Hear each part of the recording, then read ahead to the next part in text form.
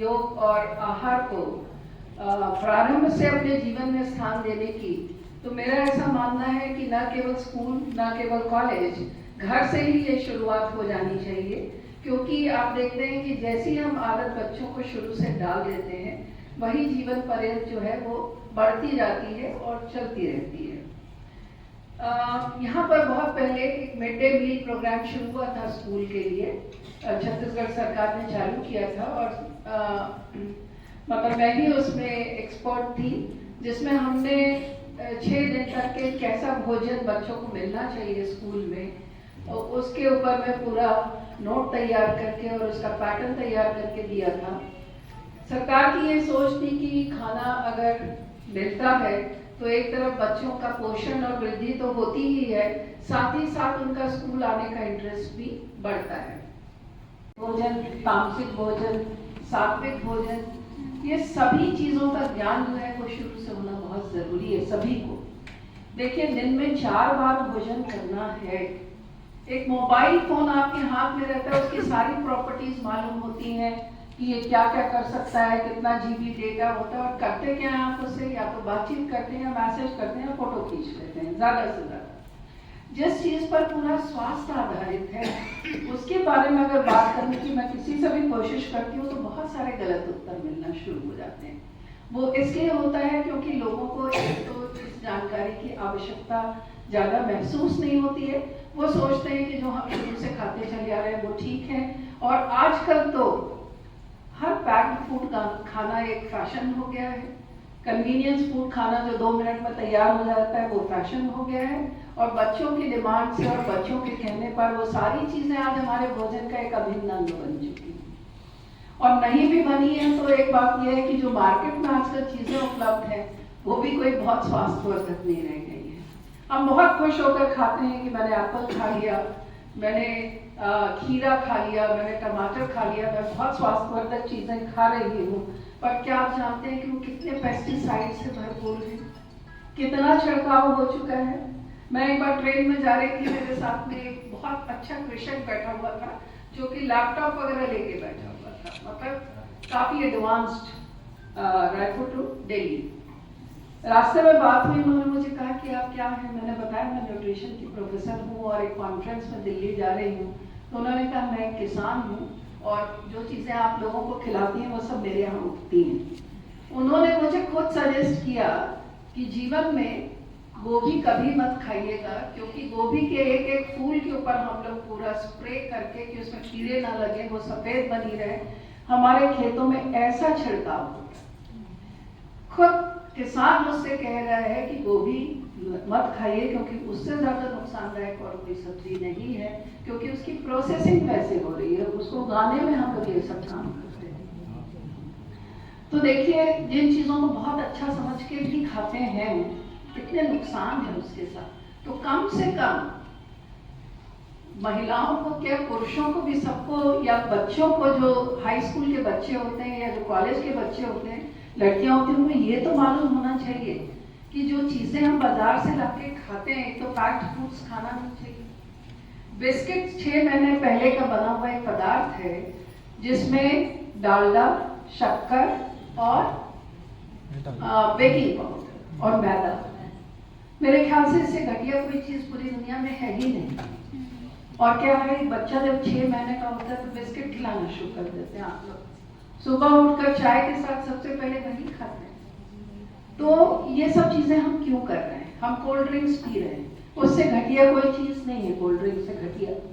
मैं अगर कुछ चीजों के नाम गिनाऊं जो बिल्कुल नहीं खाना चाहिए, उनमें एक कोल्ड ड्रिंक हो गया, एक बिस्किट्स हो गए, एक जितने भी पैक्ड फूड्स हैं, चाहे वो नमकीन है, चाहे वो बिस्किट्स हैं, और चौथा डालडा, जिसको हम वनस्पति घी कहते हैं। ये जो वनस्पति से बनाया गया घी है वही हमारे आर्टरीज को ब्लॉक करता है और उसी से हृदय रोग होते हैं।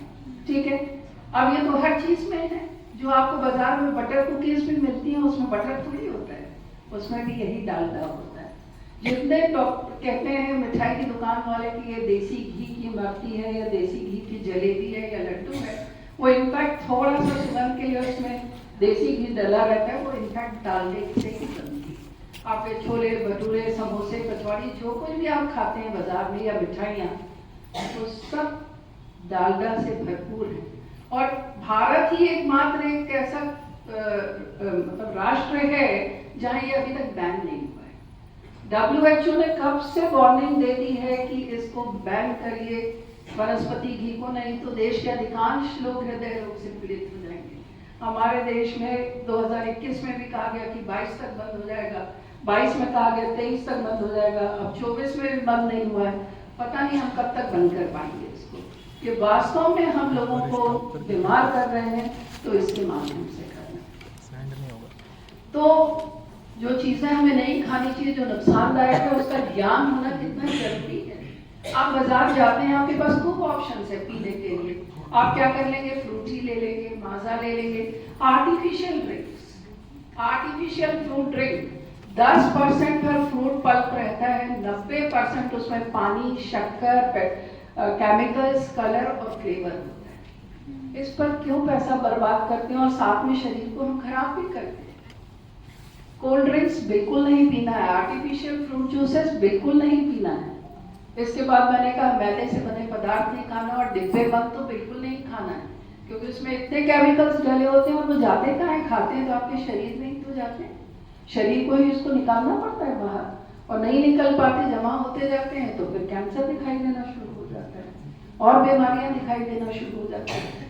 कभी हमने सोचने की कोशिश की कि आज से 20, 25, 30 साल पहले इतना कैंसर नहीं होता था। आजकल तो हर चौथे पांचवें घर में आप पूछ लीजिए तो किसी ना किसी के रिश्तेदार को कैंसर है ही।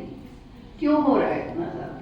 क्योंकि हमने अपनी लाइफस्टाइल चेंज कर ली। हम नहीं खा रहे वो सारी चीजें जो हमें खानी चाहिए, और वो खा रहे हैं जो हमें बिल्कुल नहीं खानी चाहिए।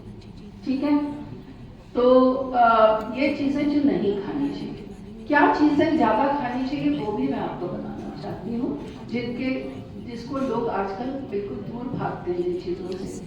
सबसे पहले तो एक टर्म मैं कह रही हूँ, प्रोबायोटिक्स।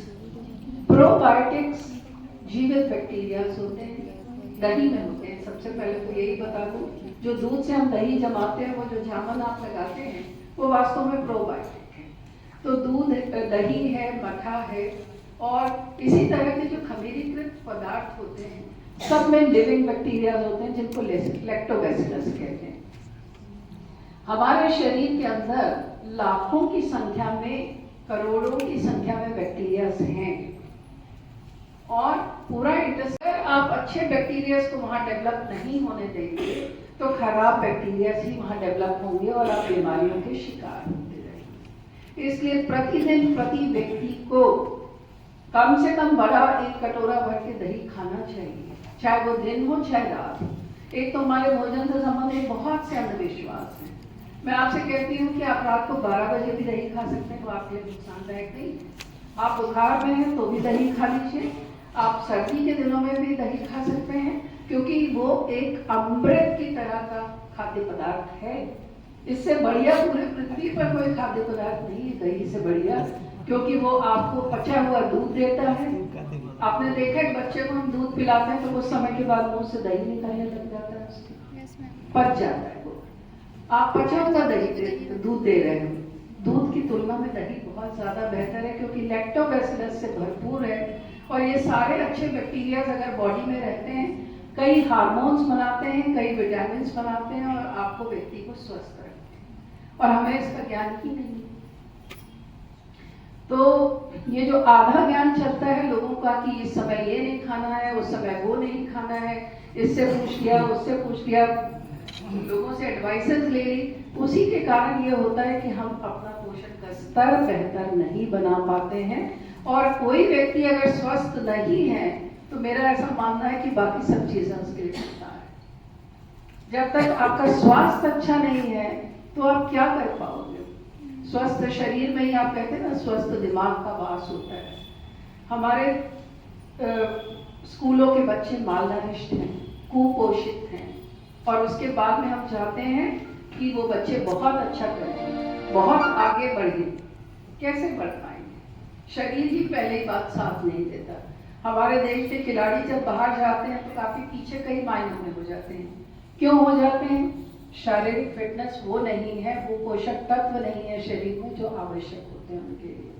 तो पहले तो प्रोबायोटिक्स, और हमारे लिए दही और मट्ठा बेस्ट खाद्य पदार्थ हैं जो दिन में आपको रोज अपने भोजन में सम्मिलित करने की आवश्यकता है।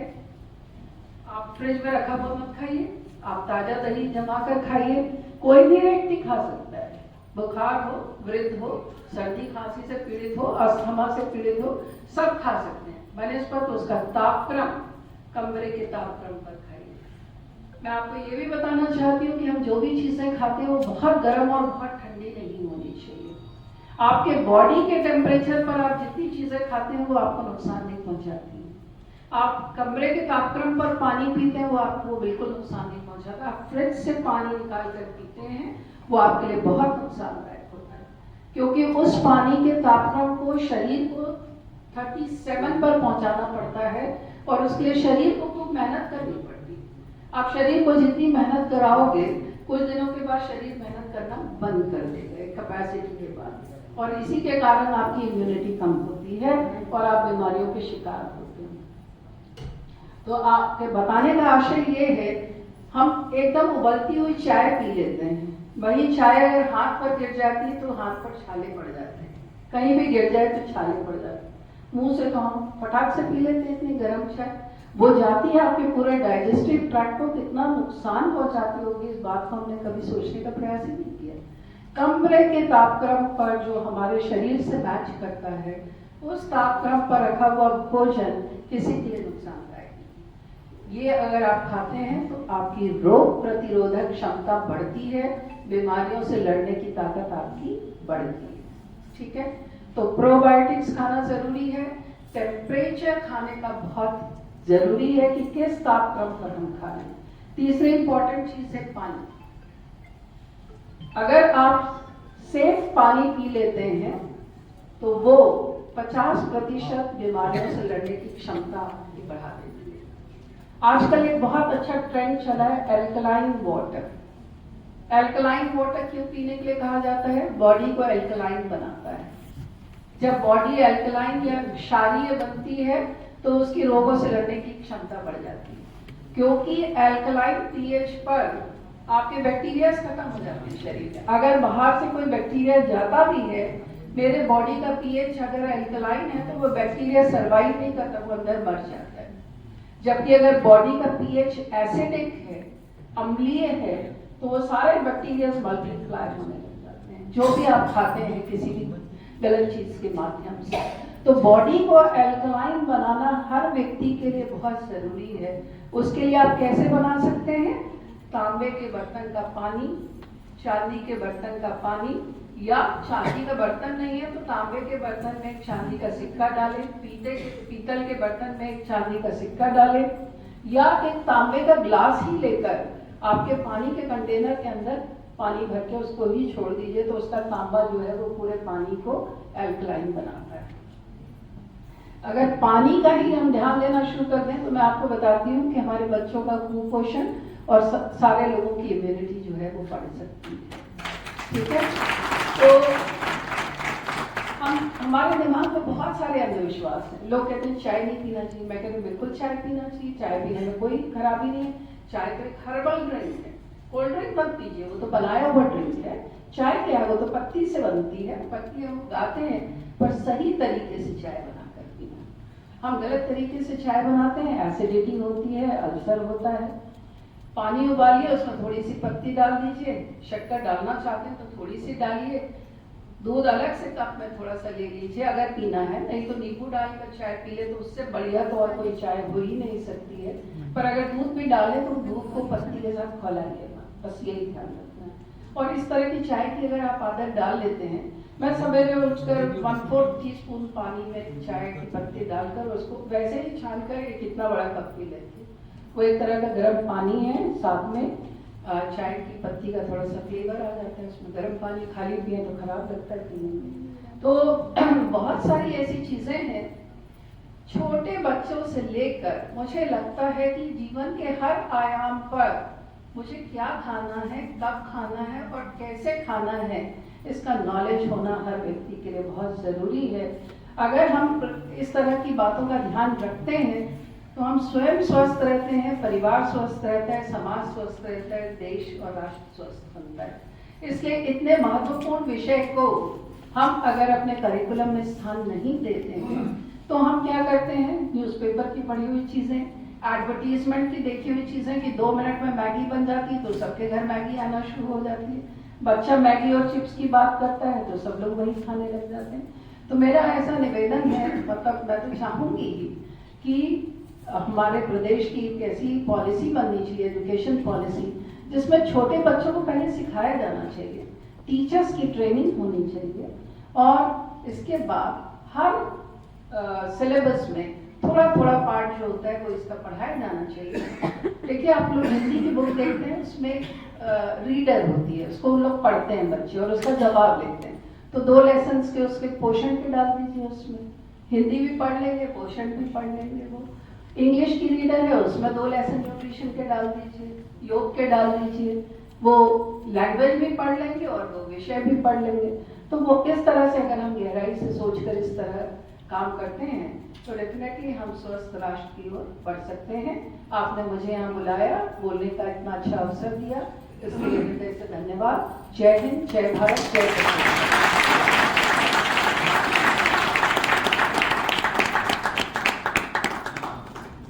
Thank you, madam, for such a nice, wonderful, educative presentation of this subject.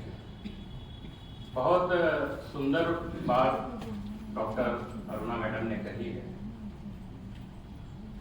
3 बात कही है कि क्या नहीं खाना है, क्या खाना है, और तीसरी बात जो उन्होंने अंडरलाइन की कही है। मैडम, मैं एज ए डायबिटोलॉजिस्ट और as a medical director Goodwill hospital में प्रैक्टिस करता हूँ। अच्छा, डायबिटीज के डॉक्टर या किसी भी डॉक्टर को दवा लिखने के बाद जब मरीज घर जाते होता है या खड़ा होता है तो अंतिम क्वेश्चन क्या करता होगा? क्या खाना पीना है? डॉक्टर साहब खाए पिए का परहेज करना है, कहीं परहेज करना है क्या? अच्छा, मैं 20 साल से प्रैक्टिस कर रहा हूं और मुझे नहीं लगता कि कोई मरीज बहुत सीरियसली उसको फॉलो करता हो, पूछता बहुत सीरियसली। और व्हेन यू स्टार्टेड इंटरेक्टिंग तो जितना बड़ा लेक्चर मैडम ने लिया है ना उतना पूरा समझाना पड़ता है। And it's hard for doctor, you know, practicing doctor. तो बहुत लेदे लेदे हमारे हॉस्पिटल ने एक आहार विभाग शुरू किया है। मैं बहुत भाग्यशाली हूं कि हमारे गुडविल हॉस्पिटल की चीफ डाइटिशियन यहाँ पे उपस्थित हैं, मिसेस साक्षी सिंह। मैं पूजा से रिक्वेस्ट करता हूँ कि पुष्पगुच्छ देकर के उनका अभिनंदन करें। मैडम, ये जो पूजा है, अरुणा मैडम, ये जो पूजा है वो हमारी डायबिटीज की ब्रांड एम्बेसडर है। She is in type 1 diabetes and you know we do have oral for this. तो अब मैं क्या बोलता हूँ कि भैया हमारे यहाँ डाइटिशियन है, उनसे जाकर के आधा घंटा 1 घंटा तो पूरा वो आपको पूरा टाइम देगी, she will give all the time. हमारे हॉस्पिटल ने डिग्री गर्ल्स कॉलेज से टाई अप भी है। एक्चुअल में कॉलेज के जो डाइटिक्स डिपार्टमेंट है उनको प्रैक्टिस के लिए एक जगह चाहिए थी। मैडम ने जो बात कही है, मैडम एक सवाल है कि कितने एजुकेटेड लोग हैं, सवाल में थोड़ा ट्विस्ट है। कितने एजुकेटेड लोग हैं जो मैडम बोल रही है वो जान रहे हैं? 80%। और वो जो एजुकेटेड लोग हैं उनके बच्चे हैं, उनकी पत्नियां हैं, उनका घर है, उनके नाती पोते हैं। अच्छा, जो 80% एजुकेटेड लोग हैं उनके घर के कितने बच्चे इस ज्ञान का उनके घर पे पालन कर रहे हैं?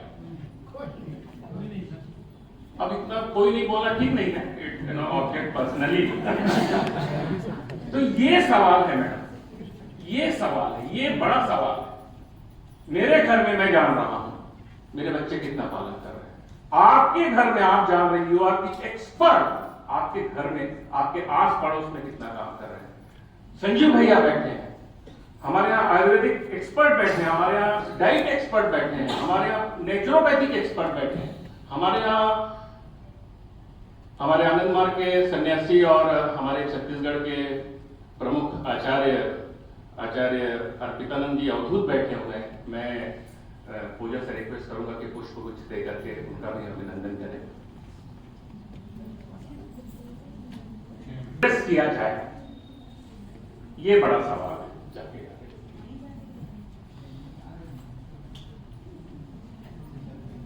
डॉक्टर साहब, मैं यहाँ बैठे बैठे लाइन बोल सकती हूँ? बिल्कुल मैडम, माइक पे जैसे नहीं माइक नहीं, नॉट रिक्वायर्ड। ऐसे मेरी आवाज तेज है, बीच में आ जाएगी। डॉक्टर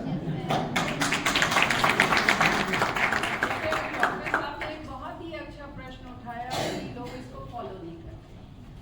मेरा ऐसा मानना है कि ये सारी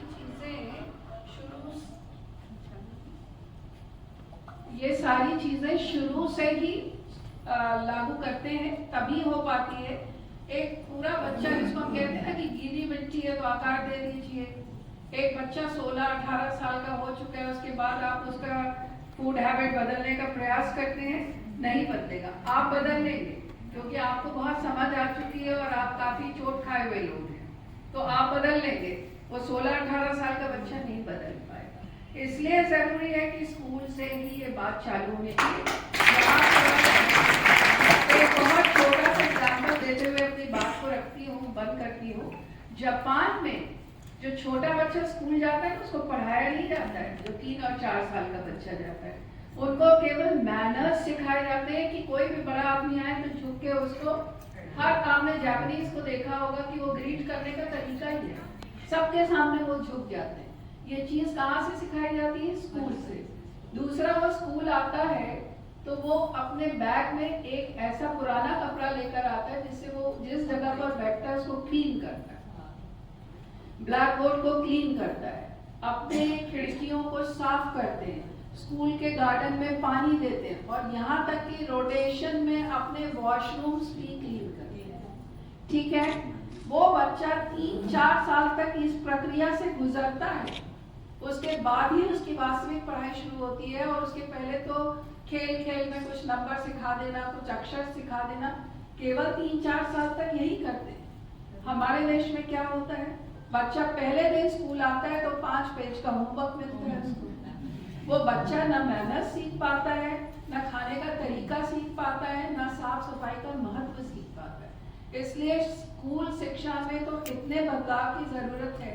वो इंसान बना देते हैं, पहले बच्चे को इंसान बनाते हैं, उसके बाद पढ़ाना शुरू करते हैं। हम बच्चे को ऐसा पढ़ाना शुरू कर देते हैं कि वो इंसान तो कभी जीवन पर्यंत बन ही नहीं पाता। ठीक है, तो ये बदलाव है जिसकी बहुत आवश्यकता हमारे समाज में है।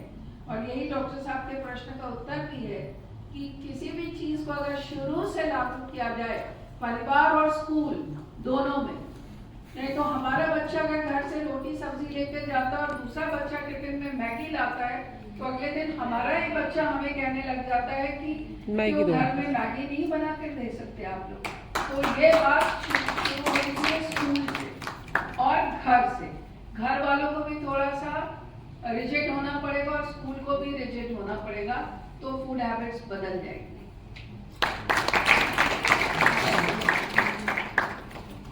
Thank you madam. क्योंकि मैडम इस पायोनियर हैं मिड डे मील की, बहुत सारे जो dietary interventions with in the frame of academics and with in the frame of government planning की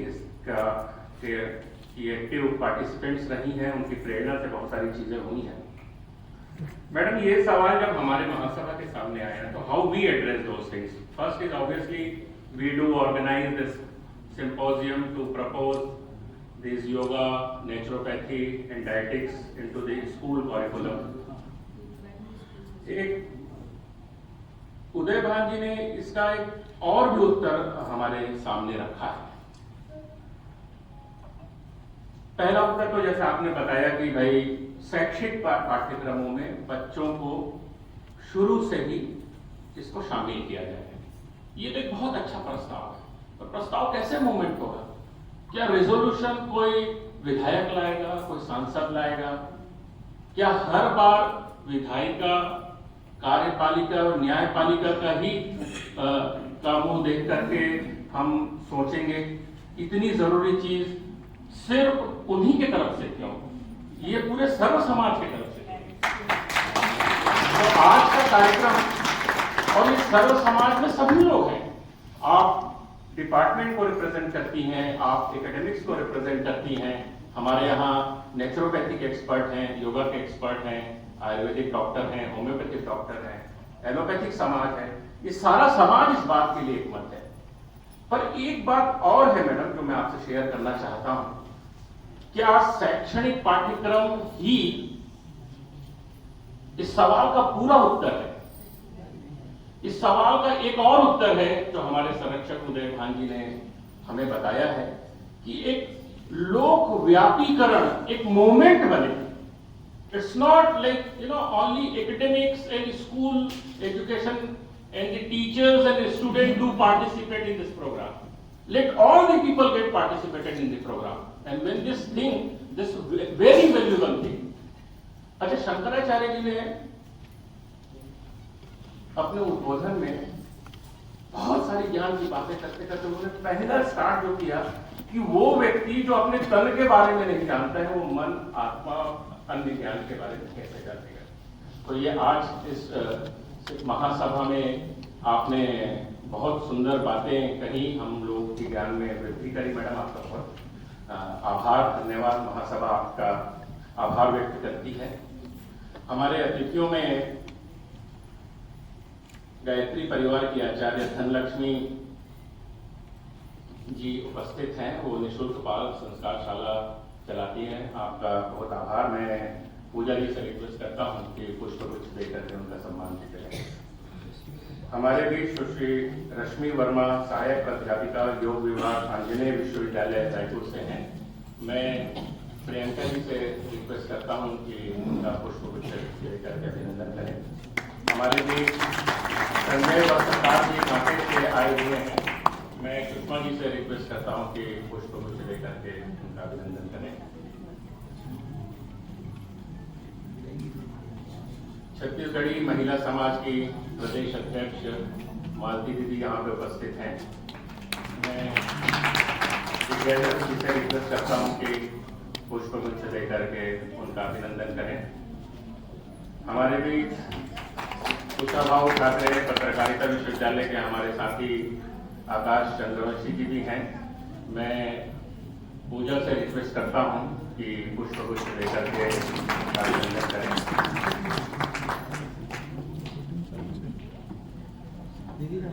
व्याख्यान के श्रृंखला को आगे बढ़ाते हुए मैं डॉक्टर मंजू ठाकुर मैडम से रिक्वेस्ट करता हूं कि योग को किस प्रकार शैक्षिक पाठ्यक्रमों में लागू किया जाए और उसकी उपयोगिता के संदर्भ में अपना मंतव्य प्रस्तुत करें।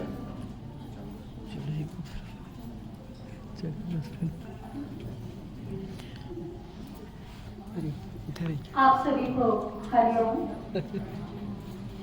हरिओम। हरिओम। सर्व समाज समन्वय महासभा द्वारा प्रायोजित हम सब यहाँ पर योग के पिपासु लोग योग, प्राकृतिक चिकित्सा एवं आहार विज्ञान को शैक्षणिक पाठ्यक्रम में शामिल करने हेतु सर्व समाज महासभा की पहल के तहत उपस्थित हुए हैं। मंचासीन विभूतियाँ आदरणीय मुख्य अतिथि उदय भान सिंह चौहान भाई साहब, महिलाओं की हमेशा से प्रेरणा स्रोत रही डॉक्टर पट्टा मैम, आपको भी प्रणाम करती हूँ, और मंचस्थ समस्त विभूतियाँ और श्रोतागण जिनके बिना किसी भी सभा का महत्व नहीं होता, आप सबको यहाँ से मैं नमन करती हूँ। योग, गोस्वामी तुलसीदास जी ने कहा है कि भूमि परत भार ढाबर पानी, जिन जीव वही माया लुटानी। एक बच्चा जैसे ही इस पृथ्वी पर जन्म लेता है वो योग से जुड़ जाता है। माता के गर्भ से उसका योग संस्कार, गर्भ संस्कार के समय से प्रारंभ हो जाता है और योग और दर्शन को लेकर के वो अपने परिवार से लेकर के समाज में अपने जीवन को व्यतीत करता है। तो योग तो आपके रग रग में बसा हुआ है। जरूरत है उसको देखने की, उसको पहचानने की, उसको जानने की क्षमता की। ऐसा एक भी क्षण होता है कि आपने सांस न लिया हो, ऐसा एक भी पल नहीं बीतता जिसमें श्वासों की गति हमारी रुक जाए। चलना ही जीवन है, अपर नाम मृत्यु है, जहाँ रुक गए वही मौत है। इसलिए जब तक जीवन है चलते रहें। तो योग यही सिखाता है, हर व्यक्ति योग से जुड़ा हुआ है। बस कुछ जो योग के पिपासु होते हैं वो अपने शरीर को एक मंदिर मान करके साधना प्रारंभ करते हैं, और जब योग के द्वारा ईड़ा, पिंगला और सुषुम्ना का संगीत आपके शरीर में बसता है और 7 चक्र जो आपके शरीर में सुषुम्ना के बीच मेरुदंड में स्थित होते हैं, वो एक मंदिर के रूप में आप जब चक्रों की साधना करते हैं। महर्षि पतंजलि के यम नियम आसन प्राणायाम प्रत्याहार धारणा ध्यान समाधि अष्टांग, ये अष्टांग मार्ग की जब वो बात कहते हैं, और इस अष्टांग मार्ग को साधना को जब करते हुए आप बहिरंग योग साधना से लेकर अंतरंग योग में जब धारणा ध्यान समाधि में पहुंचते हैं, तो निश्चित रूप से आपके व्यक्तित्व में वो योग का प्रभाव अवश्य दिखाई देता है। आज यहाँ मैं पलटा मैडम जी से एक बहुत अनुरोध करना चाहूंगी। मैं भी करीब 27 वर्षों से योग से जुड़ी हुई हूँ। 28 साल पहले मेरी पीएचडी हुई थी दर्शन शास्त्र में। उसके बाद योग, ध्यान, प्राणायाम, स्पिरिचुअल हीलर के रूप में एक रेकी ग्रैंड मास्टर रही, क्रिस्टल हीलर रही, ऑरा हीलर हूँ। सारी चीजें ध्यान साधना पद्धतियों में हमारे मैडम ने जैसे कहा ना, योग के बहुत सारे नेशनल और इंटरनेशनल सेमिनार कॉन्फ्रेंस होते हैं। हम लोग अभी जाते ही रहते हैं। इस मंथ में ही करीब 4 इंटरनेशनल कॉन्फ्रेंस है, जो एक मणिपुर में है, एक आपका रीवा में होने वाला है, एक अहमदाबाद में है, और ऐसे करके होते रहते हैं। जरूरत होती है हमको, आप जितने जिज्ञासु रहेंगे उसकी जानकारी आपको मिलेगी, और वहां आप जाइए और वहां आपको नए नए अनुभव प्राप्त होते हैं। तो बात होती है ज्ञान के पिपासु होने की। ज्ञान की कोई सीमा नहीं है। आज NEP 2020 की बात हम कर रहे हैं, जहां पर मल्टी डिसिप्लिनरी एजुकेशन सिस्टम अब आ गया है। आपको हर विषय की जानकारी होना जरूरी है।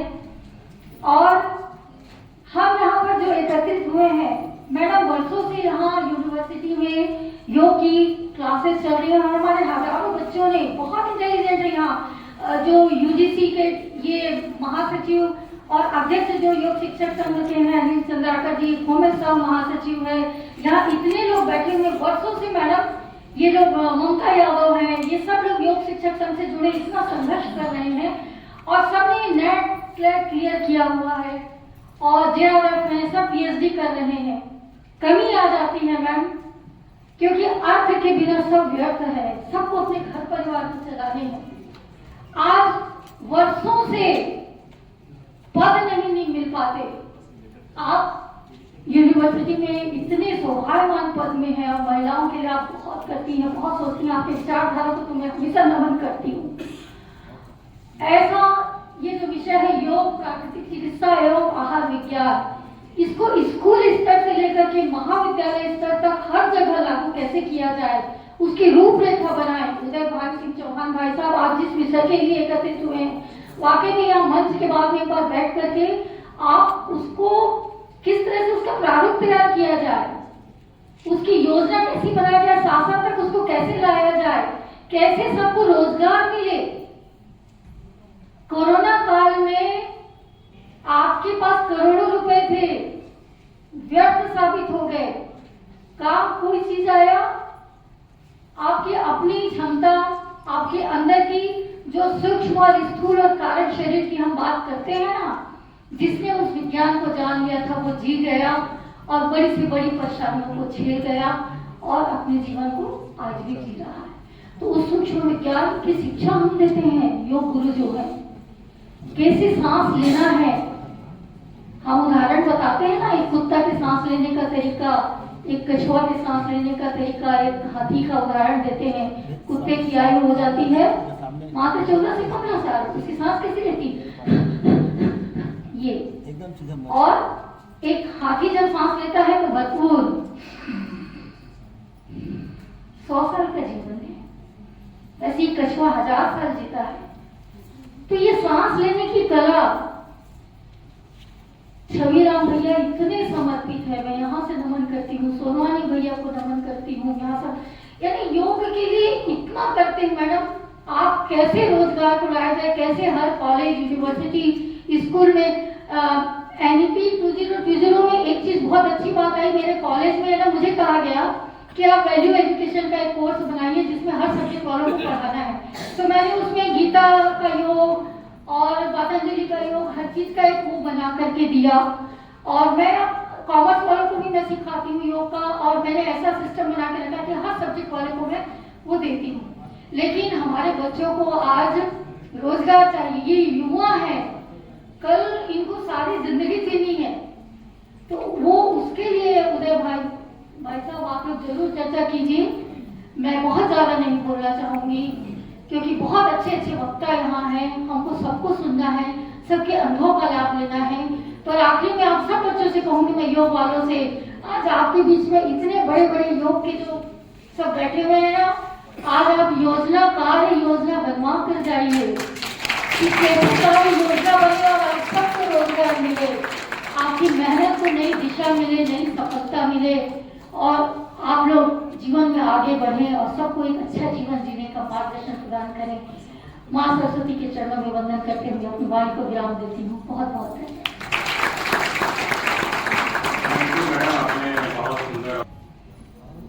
From getting outwards to start getting inwards. बाहरी से आंतरिक दुनिया का जो कनेक्शन है, जो प्रोसेस है, प्रत्याग का, तो योग की बातें हम सबने सुनी है, हम योग से लगातार प्रेरणा पाते हैं। एक ऐसा समय भी आएगा फ्यूचर में जब प्रत्याहार से आगे हम धारणा की स्थिति में पहुंचेंगे, ध्यान की स्थिति में पहुंचेंगे, समाधि की स्थिति में पहुंचेंगे। हमारा जो एंडोक्राइन इवोल्यूशन पिछले 1-2 लाख साल से जो ह्यूमन बॉडी में हो रहा है, we are now more fit to work upon our Ajna chakra and अरे earlier we are focused on Muladhara. जो पशु है मूलाधार पे ओरिएंटेड है, तो हम जैसे प्रोग्रेस कर रहे हैं, तो प्रोग्रेशन का लेवल क्या है, फ्रॉम एनिमल टू ह्यूमन, और उसके ऊपर अगर हम योग को अपने जीवन शैली में लाते हैं तो human to divine. This is the progress of yoga. तो योग की बात हो गई है। प्राकृतिक चिकित्सा के लिए हमारे पास विषय विशेषज्ञ उपलब्ध है, डॉक्टर प्राणेश गुरु गोस्वामी जी। मैं प्राणेश जी बहुत अभी हमारे बीच अरुणा मैडम और छावड़ा मैडम के पास समय कम है, तो मैं आप दोनों में या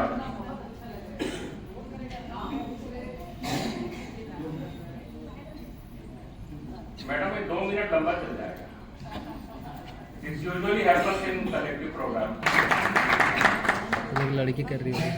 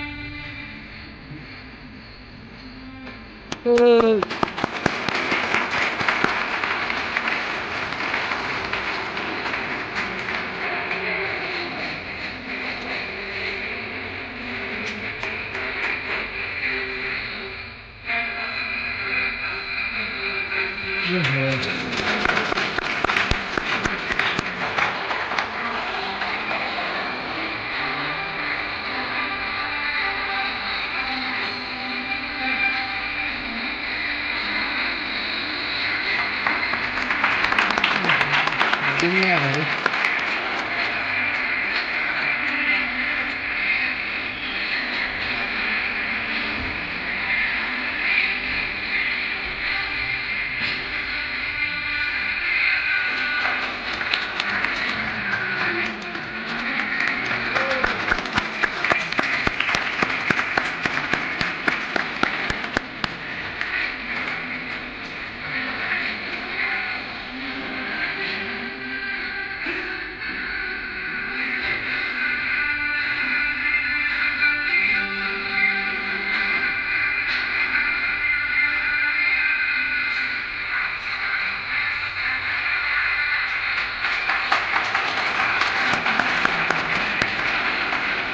क्या करें?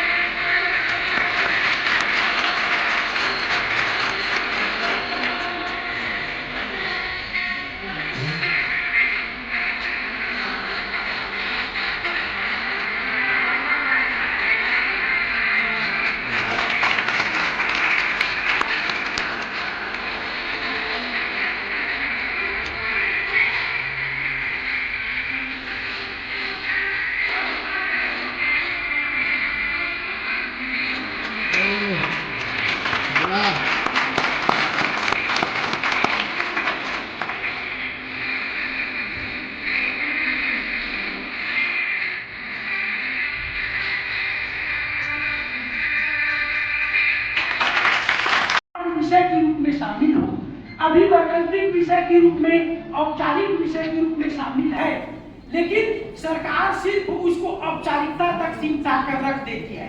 2 दिन 4 दिन का प्रशिक्षण देकर उसको रख देती है। तो क्या 2 दिन 4 दिन के प्रशिक्षण से वह जीवन में उतर पाएगा? नहीं उतर पाएगा। तो इनके लिए सर्व महासभा द्वारा आज यह प्रस्ताव पारित किया जाएगा और उसको शासन प्रशासन की ओर मजबूती से पहुंचाया जाएगा कि योग प्राकृतिक चिकित्सा को एक अनिवार्य विषय के रूप में स्कूली शिक्षा और महाविद्यालय शिक्षा में शामिल करें, ताकि बच्चे जब स्कूल से ही जिस प्रकार हिंदी अंग्रेजी गणित को हम अपने जीवन में सिर्फ नौकरी के लिए नहीं, सिर्फ हम योग में पढ़ाई कर लिए तो नौकरी के लिए हम यह बात नहीं बोल रहे हैं। जिस प्रकार हिंदी अंग्रेजी अन्य विषयों को हम अपने जीवन में उपयोग करते हैं, उसी प्रकार जब योग और प्राकृतिक चिकित्सा के सिद्धांतों को, उनके यम नियम आसनों को, उनके व्यवहार सिद्धांतों को हम स्कूल से ही हम डेली 1 घंटा आधा घंटा उसको अभ्यास करेंगे, तो क्यों नहीं उसको आगे पढ़कर स्कूल से शिक्षा ग्रहण करने के बाद कम से कम चीजों को तो जानेंगे। ये खाना मेरे लिए गलत है, यहाँ पर बैठना, यहाँ पर उठना, ऐसे चलना, कैसे खाना, कैसे बोलना,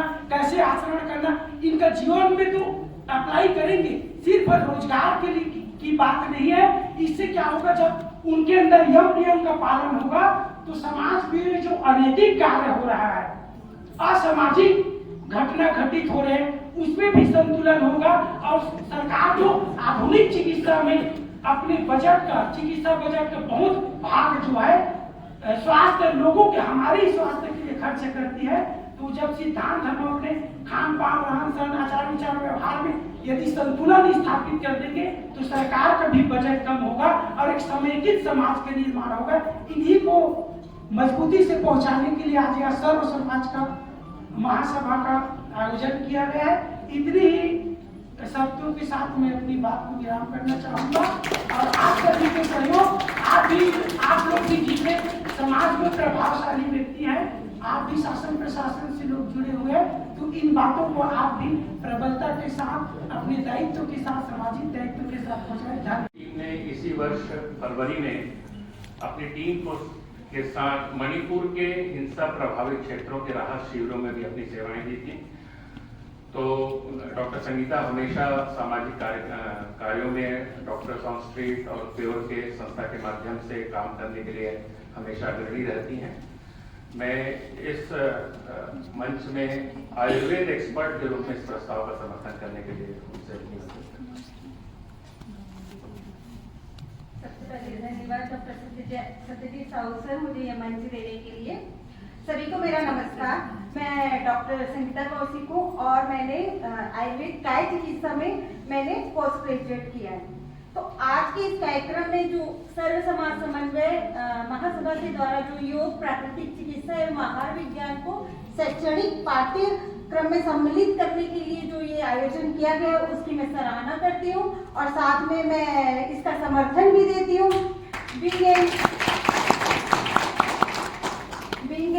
आयुर्वेदाचार्य हमारा आयुर्वेद में जो है वो एक जैसे हम बोलते हैं पैथी है, तो आयुर्वेद को मैं बोलूंगी कि हमारा आयु का वेद है, ये एक जीवन का वेद है, जीवन का ज्ञान है। इसमें हमारे आयुर्वेद में जो उसका मूल उद्देश्य है, एक श्लोक है उससे उसका मूल उद्देश्य है स्वस्थ से स्वास्थ्य रक्षणम आतुर से विकार प्रशनम, मतलब स्वस्थ के स्वास्थ्य की पहले रक्षा करनी है, उसके बाद हमके रोगी की चिकित्सा करनी है। तो इसमें सबसे पहले जो हमारा मूल उद्देश्य है स्वस्थ से स्वास्थ्य रक्षणम, तो मैं ये कहना चाहूंगी कि आज सर्व समाज समन्वय महासभा हमारे जो आयुर्वेद का मूल मंत्र है उसको भी ये पूरा करने की एक पहल है, जिसकी मैं उनको आभार भी देती हूँ और धन्यवाद भी देती हूँ कि इस तरीके का उन्होंने आयोजन किया और इसमें मेरा पूरा समर्थन है। और मैं ये इस कार्यक्रम को मैं सम्मिलित होकर बहुत गौरवान्वित भी महसूस कर रही हूँ। धन्यवाद। बीएससी कोचिंग भी चलाती हैं और हम उनसे रिक्वेस्ट करेंगे कि बीइंग अ गवर्नमेंट सर्वेंट वो यहाँ आकर के हमारे इस प्रस्ताव में समर्थन। Thank you sir. आप सभी अतिथिगण को और वक्ता श्रोतागण को मेरा नमस्कार। मैं स्वाति देवांगन, मैं अभी सहायक लेखा अधिकारी के रूप में पदस्थ हूँ जिला पंचायत रायपुर में। आज सर्व समाज समन्वय महासभा के इस आयोजन का मैं सराहना भी करती हूँ और समर्थन भी करती हूँ कि उन्होंने योग प्राकृतिक चिकित्सा और आहार विज्ञान जैसे पाठ्यक्रम को शामिल करने की पहल की है। इसके साथ साथ मैं ये भी कहना चाहूंगी कि ये तीनों ही चीजें योग, प्राकृतिक चिकित्सा और आहार विज्ञान जन्म से ही, शिशु के जन्म से ही ये चीजें हमें हमारे दिनचर्या में लाई जाती हैं। अगर हम देखें तो छोटे छोटे जो बच्चे हैं उनकी माँ। इसके बाद स्वाभाविक रूप से हमारे अध्यक्ष और मुख्य अतिथि को सुनने का हमें सौभाग्य मिलेगा, पर जो इस बीच हमारे बीच आदरणीय महानंद जी भी उपस्थित हैं, मैं भी उनको आमंत्रित करता हूँ अपने संक्षिप्त उद्बोधन के लिए कि इस सर्व समाज महासभा के इस प्रस्ताव का अनुमोदन करें। महानंद जी भारतीय जनता पार्टी के बहुत बड़े शायद हमारे कॉलेज से पढ़े हैं क्या? इसका नाम है मंद करके। पूरे भारत माता की जय, सर्व समाज की जय। सर्व समाज सामान्य महासभा योग प्राकृतिक चिकित्सा एवं आहार,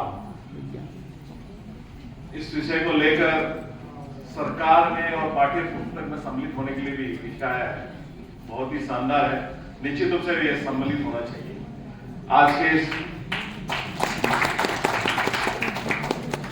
इस महत्वपूर्ण कार्यक्रम में हमारे बीच में मंचस्थ हमारे उदय जी, साथ ही डॉक्टर साहब संजीव जी, भारती जी, आचार्य जी एवं सभी यहाँ बैठे मेरे सम्मानीय जन और योग के सभी साथी एवं माता जी। बहुत सारी बातें यहाँ पर आगे योग गुरु लोग भी बैठे हैं और बहुत लोग इसे कर रहे हैं। और जीवन में एक चीज अभी बहन जी ने कहा, उसको खाली एक नारा या एक उत्साहवर्धन चीज नहीं मानना, करो योग रहो निरोग। जब भी कोई बोलता है तो सबको उत्साह आ जाता है। जैसे अभी बोल दूंगा मैं, करो योग रहो निरोग, सबने बोल दिया, लेकिन कितने लोग योग करते हैं अभी इसमें? जबकि योग का ही ऑलरेडी 50% लोग योग करते हैं।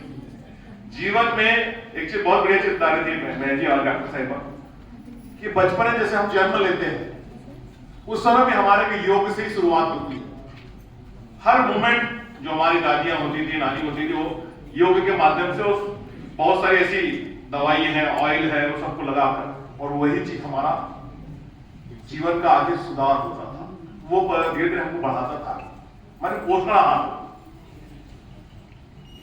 हम अगर योग नहीं करेंगे निश्चित रूप से रोग रहेंगे। योग खाली व्यायाम ही नहीं, समय से उठना, समय से खाना, समय का ध्यान रखना, किस समय में क्या कार्य करना, ये योग शुरू होता है यहां से। क्योंकि आप सब लोग बैठे ये अधिक जानते हैं, मैं भी कुछ छोटा सा एक योग सूर्य नमस्कार जरूर करता हूं मैं रोज, और सूर्य नमस्कार में बहुत सारी चीजें आ जाती हैं। योग को भी केंद्र सरकार ने बहुत महत्वपूर्ण भूमिका निभाते उसको लाया है, और जो योग भारत का एक उसको पूरे विश्व में लाने का काम किसी ने अगर किया है तो देश के असर प्रधानमंत्री माननीय नरेंद्र मोदी जी ने किया है, जो योग आज पूरे देश में, पूरी दुनिया में मान, ये हमारे लिए गर्व की बात है। जब पूरी दुनिया को हम दे सकते हैं तो पाठ्य पुस्तक में क्यों नहीं दे सकते? और पाठ्य पुस्तक में आएगा तो निश्चित रूप से हर किसी के जीवन में वो आएगा ही आएगा। शुरुआत वहां से होगी और ये होना ही चाहिए। और हमको जिस तरह से अभी योग का कहा, प्रकृति में वही से प्रकृति चिकित्सा आपने कहा, हमको सूरज की रोशनी लाती आवश्यक है।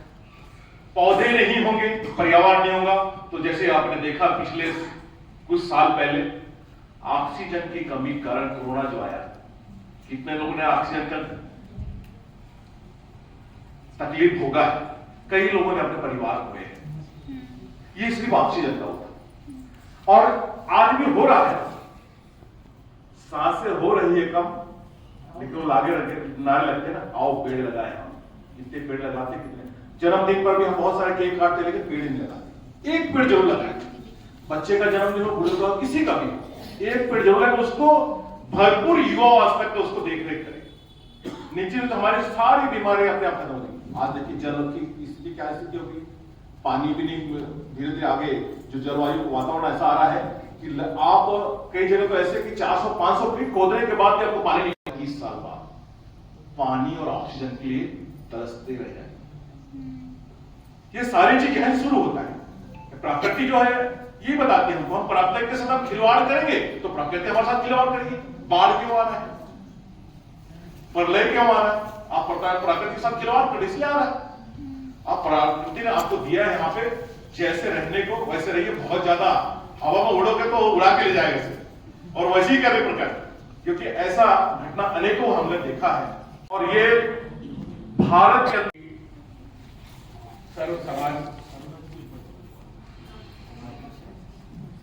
रिक्वेस्ट करता हूं कि सर्व समाज की तरफ से इस प्रस्ताव का समर्थन के लिए अपना मंतव्य रखें।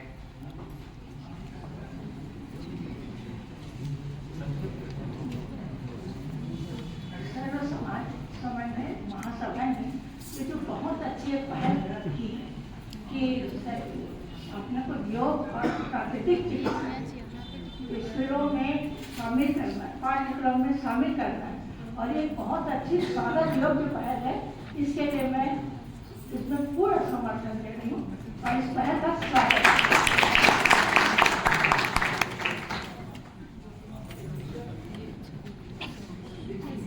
मैं हमारे अध्यक्ष डॉक्टर संजीव कर्मकार वशिष्ठ जी का परिचय आप सबके सामने रखना चाहता हूँ। प्रोफेसर डॉक्टर संजीव कर्मकार वर्तमान में प्रोफेसर कंप्यूटर एवं इंफॉर्मेशन टेक्नोलॉजी के पद पर कार्य कर रहे हैं। संजीव भैया ने NIT Raipur, CSUTV Bhilai, IIT Kharagpur, Sambalpur university से क्रमशः MCA, MTech, PhD और DSc की डिग्री प्राप्त करी है। उन्होंने 8 पुस्तकें लिखी हैं जो क्रमशः जर्मनी, मलेशिया, भारत, ऑस्ट्रेलिया और भारत में टेक्नोलॉजी पे अपना इंफॉर्मेशन देती है। उन्होंने अंतर्राष्ट्रीय स्तर पे 100 से अधिक शोध पत्र लिखे हैं। प्रोफेसर डॉक्टर संजीव कर्मकार अब तक 14 IPR patent Germany, south Africa, Australia के माध्यम से भारत को उन्होंने उपलब्ध कराए हैं। मिस्टर डॉक्टर संजीव कर्मकार, international association of engineers United kingdom Canada के एग्जीक्यूटिव और लाइफ मेंबर हैं। वो international association of hydrological science USA और यूके के लाइफ मेंबर हैं। वो इंडियन अपने शिष्यों को 1200 से अधिक एमसीए प्रोजेक्ट करा चुके हैं और 5 पीएचडी कंप्यूटर साइंस और इंजीनियरिंग में दे चुके हैं। इसके अलावा भी संजीव भैया का परिचय है, थोड़ा मेरा परिचय जो संजीव भैया सर्वलोकेश्वर महाकुलाधिपति महाकुलाधिपति राजराजेश्वर राजा रामचंद्र जी की जय। राजा रामचंद्र की जय। राम है शंकर भगवान को बोलेगा विश्व में, और सर्व समाज महासभा के राजा रामचंद्र जी महाकुलाधिपति की जय। और हम सब उनके सेवक हैं। इस विषय को लेकर के सर्व समाज महासभा की स्थापना हुई है फ्रांस में। पिछले 8 वर्षों से लगातार जो है लोगों की सेवा में काम कर रहे हैं। मंच पे उपस्थित हमारे मार्गदर्शक, हमारे प्रेरक, हमारे बड़े भैया डॉक्टर उदयभान सिंह जी, यह कार्यक्रम दरअसल आज का जो कार्यक्रम है, जो विषय है, ये उनके मानस में आया और लगातार इन चीजों में काम करने के लिए प्रस्तुत हो रहे थे। विषय मेरे पास आया तो मैंने कहा कि जैसे आपको उचित समझ में आता है वैसा आप कर लीजिए, क्योंकि हम तो आपके मार्गदर्शन में ही चलते हैं। तो निश्चित रूप से डॉक्टर उदयभान सिंह जी जैसे करेंगे छत्तीसगढ़ प्रांत के लिए अच्छा होगा, समाज के लिए अच्छा होगा, ये हम मानते हैं और सभी समाज को मानना चाहिए, क्योंकि छत्तीसगढ़ राज्य निर्माण में उनकी भूमिका बहुत महत्वपूर्ण है। और यहाँ तक आज जो छत्तीसगढ़ की दशो दिशा दिखती है उसमें भी वो बहुत चिंतित रहते हैं कि हमारी शिक्षा क्या होना चाहिए, समाज की दिशा क्या होना चाहिए, समाज में लोग क्या होना चाहिए, संस्कृति की बचाव कैसा होना चाहिए, परंपराओं की रक्षा और सुरक्षा कैसे होना चाहिए, परंपराएं अक्षुण्ण रहें, चाहे बस्तर से लेकर के सरगुजा तक सभी जगहों में परंपराएं एक समान बनी रहें और अक्षुण्ण बनी रहें, उस पर लगातार चिंतन करते रहते हैं। सर्व समाज महासभा के माध्यम से लगातार दिन रात मेहनत करके स्थिति को सुधारने और एक सुधारक की भूमिका के रूप में उपस्थित हैं। हम एक बार उनको जो है अपने हृदय से एक बार उनको अभिनंदन करते हैं और ताली की गड़गड़ाहट के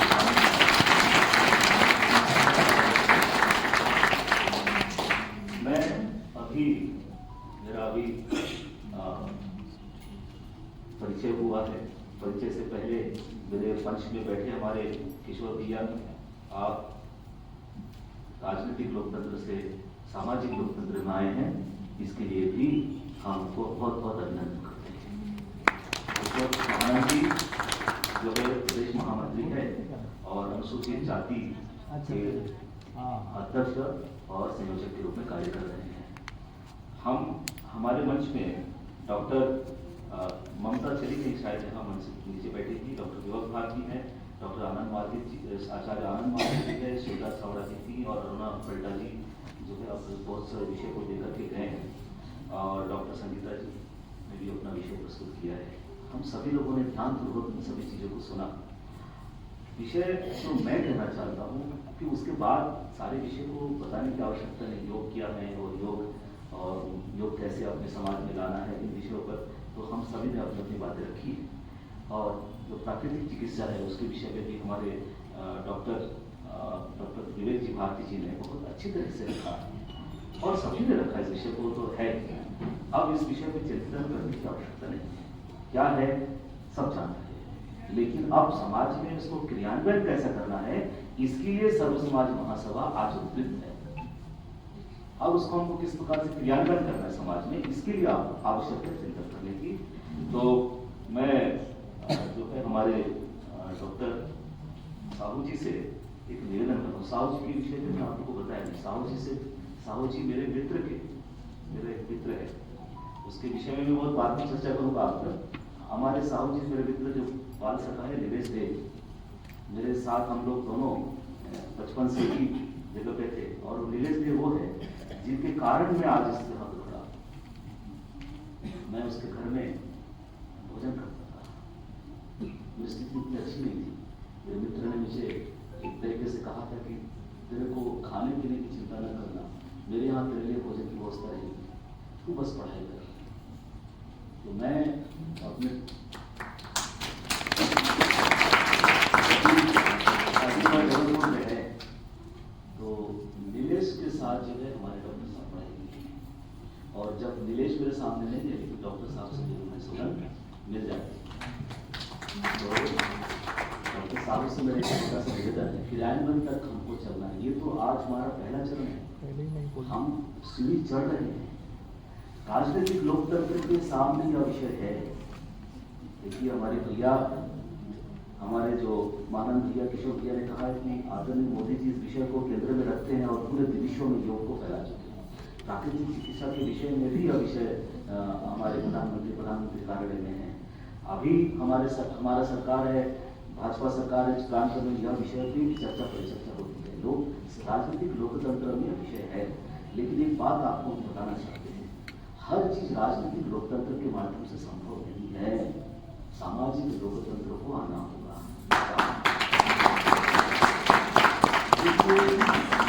देखिए सामाजिक लोकतंत्र है क्या, आप उसको समझना चाहिए। बाबा साहब अम्बेडकर जी ने सामाजिक लोकतांत्रिक विषय पर अपनी चर्चा की थी। उन्होंने कहा कि सामाजिक लोकतंत्र के आधार पर राजनीतिक लोकतंत्र की व्यवस्था होनी चाहिए। समाज को क्या चाहिए, किस प्रकार के समाज चलेगा, संस्कृति की रक्षा, देश की रक्षा और समाज की रक्षा करते हुए समाज किस तरीके से आगे बढ़ेगी, राष्ट्र निर्माण में किस तरीके से आगे बढ़ेगा, इन सभी विषयों को सामाजिक लोकतंत्र से राजनीतिक लोकतंत्र के पास निवेदन के रूप में जाना चाहिए। तभी राजनीतिक लोकतंत्र के पास विषय रहेगा और वे उसको पूर्ण करने में समर्थ होंगे। दुर्भाग्य से ऐसा हमारे यहाँ सामाजिक लोकतंत्र है नहीं। तो सर्व समाज समन्वय महासभा सामाजिक लोकतंत्र है और सामाजिक लोकतांत्रिक व्यवस्था बना करके हम पूरे समाजों को जोड़ करके समाजों के द्वारा समाजों के लोगों के हितों के लिए और राष्ट्र निर्माण के लिए एक ध्येय निष्ठा के साथ कार्य कर रही है। हम सामाजिक लोकतंत्र स्थापित करने में छत्तीसगढ़ प्रांत में सफल हुए। इन सभी विषयों को लेकर के हम चल रहे हैं। तो जब हम वो सभी काम करना चाहते हैं जो समाज के हित में हो, राष्ट्र के हित में हो, इसलिए जब यह विषय सामने आया कि जो आज का जो महत्वपूर्ण विषय है, इस विषय को सामाजिक तंत्र के द्वारा राजनीतिक तंत्र में किस प्रकार से जाए, इसलिए मैं साहू जी से निवेदन करना चाहता हूँ। वो क्या कि ये शुरुआत है डॉक्टर साहब, ये शुरुआत है। आप डॉक्टर मंच पर बैठे उदयभान सिंह जी के साथ मिलकर के कमिटी कर रहे हैं। राजनीतिक गलियारों में शासन और प्रशासन के पास कमिटी है इस विषय का, लेकिन आपको समाज क्या चाहती है इस विषय को लेकर कमेटी के माध्यम से पूरा का पूरा विषय उस कमेटी में प्रशिक्षित करने की आवश्यकता है। अब मैं आपको बताऊं कि गरियाबंद किशोर गरियाबंद में शिक्षा अभी पहुंची नहीं है। शिक्षा की व्यवस्था बहुत खराब है। युवाओं के लिए कुछ अवसर ही नहीं है। पिछले उसमें उदयभान सिंह जी पिछले प्रांतीय महासम्मेलन में उपस्थित थे। हमने एक विषय निकाल के लाया कि गरियाबंद में अंत्योदय आवासीय विश्वविद्यालय की स्थापना होनी चाहिए। हर चीज दुर्ग में, भिलाई में, बिलासपुर में, जगदलपुर में, गरियाबंद क्यों पीछे रहेगा भाई? तो आवासीय अंत्योदय विश्वविद्यालय, आप समझिए अंत्योदय विश्वविद्यालय की आवश्यकता क्यों पड़ी? अंतिम व्यक्ति का होता है। इसलिए सर्व समाज महासभा ने सामाजिक बैठक करके सभी समाजों के अनुमोदन के पश्चात यह विषय अब जो है जनवरी में हुई थी विषय जो हमारे प्रादेशिक महासम्मेलन है। जनवरी के बाद अभी जो है विषय सरकार बदलने के बाद सरकार जब आई तो फिर हमने चिंतन किया, फिर से बैठक हुई, चिंतन किया कि अब जो है मुख्यमंत्री जी के माध्यम से और प्रधानमंत्री जी के माध्यम से यह विषय हमको कर लेना है। अब वहां के 8 विधायक है किशोर भैया, और किशोर भैया का आज यहाँ आना हमारे लिए वरदान जैसा है। मैं उनको व्यक्तिगत रूप से जानता हूँ, भैया से मैं बातचीत बहुत कम करता हूँ, लेकिन कुशाभाऊ ठाकरे परिसर में इनका कई बार भाषण सुन चुका हूँ, कई बार इनके विषय सुन चुका हूँ, इनके बारे में जान चुका हूँ। एक तरीके से राजनीतिक लोकतंत्र के प्रमुख के रूप में हमारे उपस्थित है और ये विषय को समझ रहे हैं, जान रहे हैं। ये सामाजिक लोकतंत्र की बात को राजनीतिक लोकतंत्र तक लेके जाने का जो हमारा प्रयास है, इसका आप जो है क्या है, आज एक एविडेंस तो हम वहाँ अंत्योदय विश्वविद्यालय स्थापित करेंगे। वहाँ के 4 विधायकों ने उसका अपना हस्ताक्षर ऊपर लगा दिया है। अब जो है विषय मुख्यमंत्री जी और प्रधानमंत्री जी के पास हमने पहले ही प्रेषित कर दिया है। मुख्यमंत्री जी से हम समय लिए हैं, मुख्यमंत्री जी समय देंगे, उसके बाद विषय रखेंगे। और भी न जाने क्या क्या विषय समाज के अंतिम व्यक्ति के उदय के लिए, समाज की रक्षा के लिए, संस्कृति की रक्षा के लिए, राष्ट्र निर्माण के लिए जो कुछ भी हमें करना पड़े हम उसको करेंगे और उसको करने के लिए तत्पर है। मैं सभी विषयों को आप लोगों के सामने और भी विषय रख सकता था, लेकिन अभी आपको उदयभान सिंह जी को भी सुनना है। उसके पश्चात जो है, अच्छा आप मुझसे आपको पूछना चाहता हूँ, क्या आज के विषय पे आप लोगों ने सभी ने समर्थन दे दिया है? यस। ठीक, तो आप समझिए सर्व समाज महासभा का कार्यपद्धति क्या है। सर्व समाज महासभा का कार्यपद्धति समाज से जो विषय आता है उसको राष्ट्र तक पहुंचाना और सामाजिक लोकतंत्र से राजनीतिक लोकतंत्र तक विषय को लेके जाना और उसको कार्य को पूर्ण करना। तो मैं निवेदन करता हूँ साहू जी से, डॉक्टर साहू जी से कि एक कमेटी गठन करें। आपकी जिम्मेदारी बढ़ गई है। सिलेबस कैसा होगा, पहली क्लास से लेकर के तीसरी क्लास तक आप एनईपी की स्टडी करें, नेशनल न्यू एजुकेशन पॉलिसी पर स्टडी करें। तीसरी क्लास तक कहाँ तक होगी पढ़ाई लिखाई, उसके बाद तीसरी से लेकर के 5वीं तक, 5वीं से लेकर 8वीं तक, 8वीं से लेकर 12वीं तक, उसके बाद कॉलेज। इसकी पूरी टीम गठन करके इसकी योजना बनानी पड़ेगी और योजनाओं को जो समाज चाहती है उसके आधार पर राजनीतिक लोकतंत्र के पास विषय रखना होगा और निवेदन। तो मैं चाहता हूं कि आज की बैठक के बाद, आज की इस महत्वपूर्ण बैठक के बाद जो है इस विषय को लिए एक कमेटी का गठन किया जाए। उदयभान सिंह जी, हम आपसे बहुत निवेदन करते हैं कि इसको समापन तक कार्य करते हैं। अगली बार इसी समय जब यहाँ उपस्थित हो तो हम कहाँ तक पहुंचे ये समाज को भी बताना पड़ेगा। तो अगली बार के लिए भी आपको तैयार रहना पड़ेगा और जब तक ये पूर्ण नहीं हो जाता तब तक ये कार्यक्रम चलता रहेगा। बहुत बहुत धन्यवाद आप लोगों का। मुझे आए हैं और अभी 1 बज रहा है, तब पर भी आप लोग की ऊर्जा और उसके सभी प्रकार की चीजों को देखते हुए हम आपको साधुवाद देते हुए, आपके समर्थन को साधुवाद देते हुए मैं आपकी अपनी वाणी को विराम देता हूँ। मेरे साथ एक बार बोलिए, भारत माता की जय, भारत माता की जय, भारत माता की जय। मैं हमारे बीच एक और पोस्टर आया हुआ कॉल है, करो मैं चाहता ना। हूं कि